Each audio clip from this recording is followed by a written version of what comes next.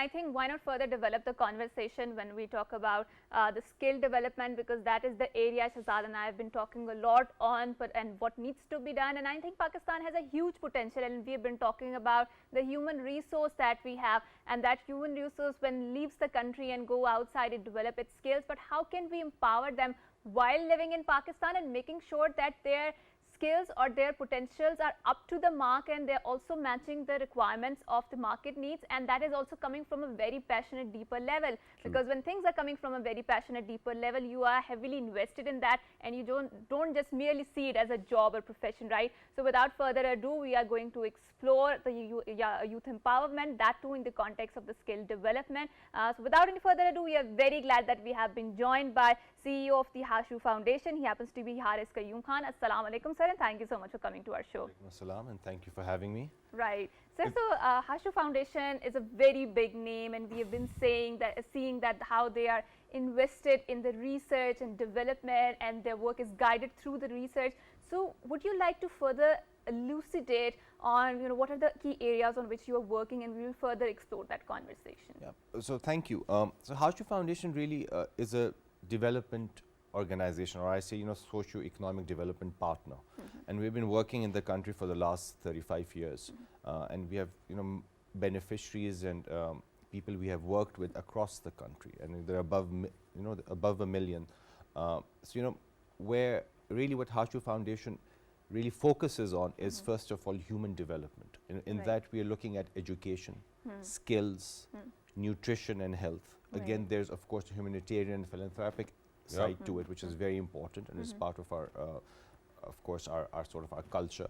And as well as that, we look at future. We're looking at resilience. We're looking at future skills. We are looking at climate action and how we can create, how can we be prepared for what the future holds for us. As you said, rightly said, Harvard or brain science and this, and there's a new world that's happening, and we are sort of making sure that our youth and our nation as a whole is prepared for what's ahead. Exactly. And in addition to this, obviously, because we were having a conversation even before we got started with the show, we certainly wanted to precisely focus on where we were talking about youth empowerment and what sort of vocational trainings are taking place. So you were very kind, that you let us know that there's hospitality and whatnot. But imagine that with 22 million children out of school, we do need a lot of people who actually invest their energy and most of the time making sure that they actually have a skill to live a life. Now, if we are to speak about Hashoo Foundation and their corporate social responsibility side of it, what sort of trainings are we in particular talking about? And is it like, one size fit all? Or do you really have a process with which you check whether, okay, this guy is interested in plumbing, whether this guy is interested in doing stitching or tailoring or something else? And what sort of an array do we have in terms of trainings? So I would actually I'll respond firstly with out of school children, and vocational training, I don't see it, and we don't see it as only for someone who is not educated. I think it needs to be incorporated into our curriculum. I think vocational and technical skills usually are part of, and traditionally they have been looked upon as sort of the second tier of education, and your degree holding certification were seen as the primary, and then this was seen as sort of a tertiary sort of. It's a problem. While with these new disruptive technologies, AI, what's happening, I think skills, and especially human skills, have become increasingly important. And hence, so they're sort of an array of training.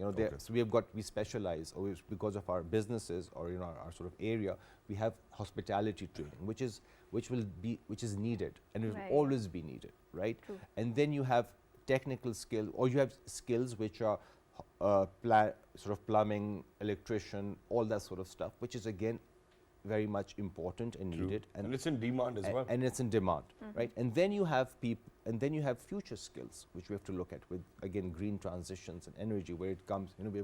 Even our vehicles are going to change soon, so our mechanics have to be educated too. So so I think education is a must for everyone. And I think we also, sir, need to explore, because you were talking about the climate change, which is one of the focal area, and you are primarily belonging to a tourism industry, and that too at the intersection of vocational training. So, and we were exploring a very interesting conversation before this red light of the camera went on, and we were talking about how important it is to educate the local or the indigenous community of that particular area in which there is a boom in the tourism, right?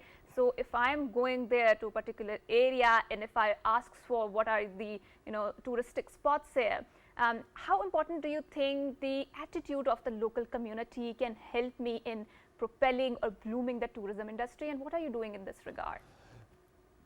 So again, valid points, and you've sort of picked up really important things from our conversation. So when it comes, again, community, as we speak of community and development, I think something we have is we work for something we call smart villages, right? Yep. And actually, when it, not only tourism, it's an ecosystem, right? So we actually start, because we work on human development, so really an inclusive development, and that cannot, and even if you look at the national progress, it cannot only be urban, it has to be both rural and urban. So something we do is called smart villages, which are really sort of sustainable methods, and resilient technologies, where we use these villages are used to create inclusive growth, right? So we work on the whole value chain, where is skills training, early education, and then supporting those people, be it skills on farming, sustainable farming, water use, all the way down to their skills and looking and finding them job placements, right? So that's a whole holistic package that sort of supports those communities, and we hope to expand that, to bring in development to the grassroots. And would you like to share some success story when you're talking about the concept of the smart villages and sustainable technologies or methods particularly, because that's a very fascinating idea, it's a very interesting conversation. So I mean, how, for example, in a particular village, in a particular area, have you trained one particular person and then, it's a chain process. It's a success story. I'd rather give a larger example of this, and maybe two examples of sustainable development. So, we went in and training people on honeybee farming. Oh, that's interesting. And it was one of our very successful projects. Now, these honeybee farmers from the rural area has become a startup now, which is Organics Plus, which was supported by the Hashoo Foundation. And hence, I look at Hashoo Foundation as a very important development partner, because we're not only looking at donor funding, but we're also creating entrepreneurs. Now we have a whole startup, and these individuals who have been trained and are producing that honey have a value chain from which they can sell it to other producers so, of honey. they have a supply chain now, so they know, who their consumers are, the entire market is open for them, and it's wonderful. In addition to this, because we are speaking of, smart villages, communities, what I was thinking, it just popped into my head. And what I was thinking was that, for example, if we start from Karachi till the north of Pakistan, we do see in Karachi there will be a community where they're invested in fishing. We'll come down a little bit as well. We do have people who are invested in, masala manufacturing and whatnot. Then we have port cities, obviously, to ourselves as well. So we do need workforce over there. So is there any sort of research, because if we go to the north, there will be people, who are invested in hospitality. We go to Punjab, there's a lot of farming. So do we do this much of research where we do know that, okay, this is an ecosystem which exists already, and what we need is that we need to bring in more people who can add value to whatever they're already doing? Or is it more of the sort that, okay, honeybee farming, that's something that you came up with, obviously the locals need to be a part of it. So is it based on research कि यार ये सिंध में इस तरह का काम होता है, सिंध के लोगों को ये तैयारी कराओ, पंजाब में ये काम होता है, पंजाब में ये तैयारी कराओ? And sorry, I'm saying it in Urdu so that people can actually understand me better, the Urdu speaking audiences as well. So we have two elements. So जो हमारी existing programming होती है, उसमें we'll do an impact assessment. So we see how impactful has our work been, and that's sort of for us to learn.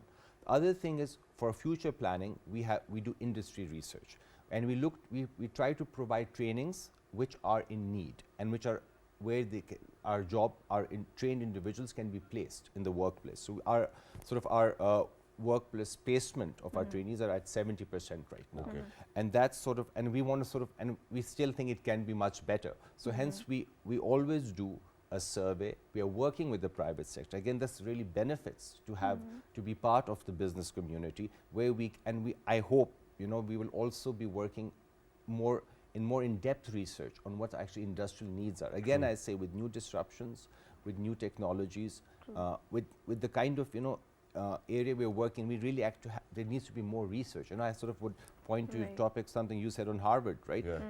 This research in our academia is very important. And I And- want to and come that's back to a- this that- as well. that- Hajar, that's a very, very very interesting quickly, point. I just want to segue from the conversation that we're already having, and we'll come back to artificial intelligence and what the future holds for all of us as well.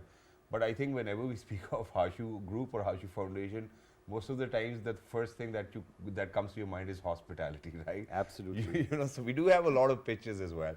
I think where a lot of placements take place in Hashoo Group is people, whom you actually train for the hospitality sector. Can you please just take us through, that journey for people as well, and how is it working, and are we talking about placements all over the world, probably just in Pakistan, or probably in Asia? Please take us through. So we basically train people for the hospitality industry, when it comes to that, not only for the Hashoo Group. Okay. And I'm very proud to say that we have associations and we have relationships with other businesses and Associated with hospitality sector. hospitality, and our trainees are placed in other hotels. Yep.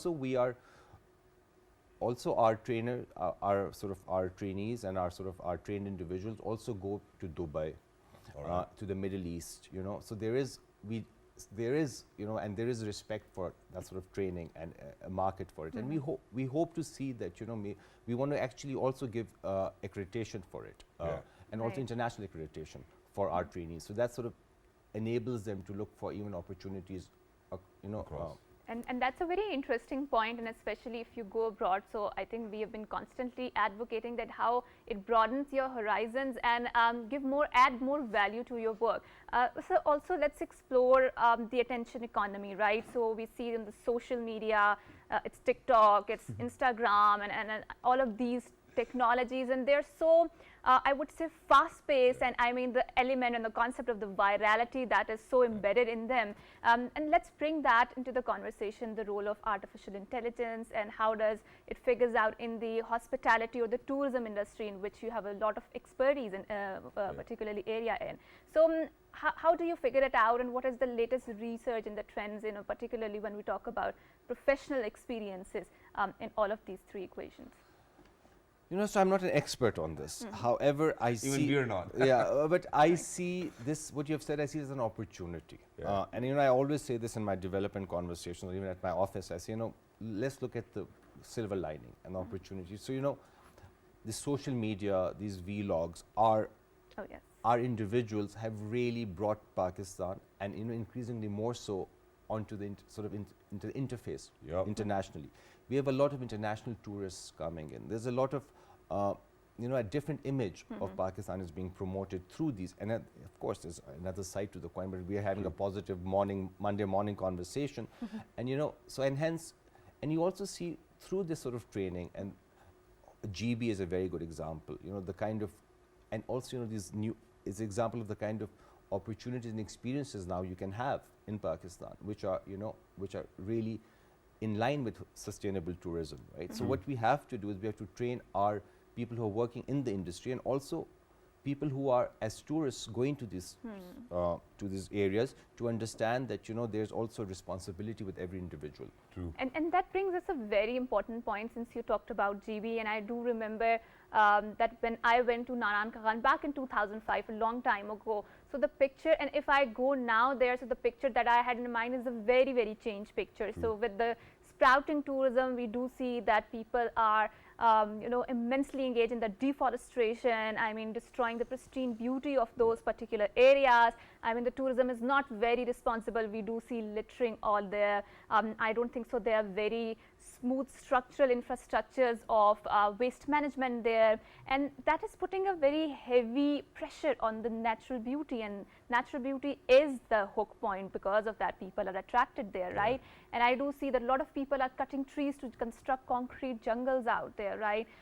The tourism industry, hoteling, and all of that to make money out of that. So and when you talk about sustainable development, when you talk about sustainability in this entire equation, how important is it that we need to educate those people on what climate change is doing, because we've seen that we are witness to the vagaries of this flooding and all of that has been going on, and how it is disruptive to that entire ecosystem there. How can we smoothly ensure the running of the tourism So there? again, it's training and education. So what we are building into our and we are working on it very seriously is awareness and also the circular economy.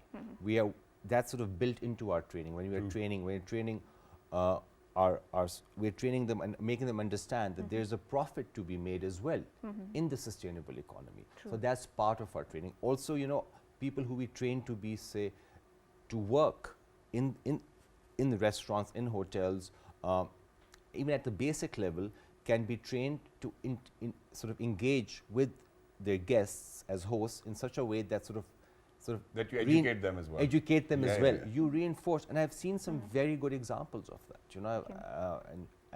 And I think we need to have the local communities, as we said earlier, engaged in that sort of understanding that they have to preserve their And I've habitat. experienced that as well, so imagine, I think I went with my family to Altit Fort, and the entire workforce was actually female workers over there. And they were very amazing, so they would communicate in a way that whatever we need to do as tourists over there, they would educate us, which was Yeah. wonderful. But very quickly, sir, now let's come back to where you actually spoke about future skills, because fortunately or unfortunately, the 90s generation, like me, her, you, everybody over here inside the studios, we aren't good at vlogging, we aren't good with social media, we do not know what the Instagram algorithms are, so we're somewhere in the middle. We don't know whether to pick up for a business or to actually still make sure that we are employed by somebody else. It is a problem for all of us, we're still struggling with it. But imagine that when we speak about future skills, what do you think that the future generations need to keep ahead? Because imagine that we have seen transition from tape recorders to CDs to Bluetooths and whatnot. So imagine that the time's gone from 90s till 2024. We have so much of transition, and we are not, we're particularly jack of all trades, but we are not expert at one. So what do you think that in days to come, people really need to keep their horizons open to make sure that they learn more, and so that Pakistan can benefit because of people or our human resource? And I have a very simplistic answer for Yeah. this. And when you look at future skills, and especially again with these disruptive technologies and artificial intelligence, things can be done very quickly by computers. So now, some basic skills are very important. That should be part of the training curriculum and the education curriculum, which is first of all problem solving, Yep, critical thinking. adaptability. Yep. And these things need to be built in. Then there's the data analysis, and it's very important again the way you educate people.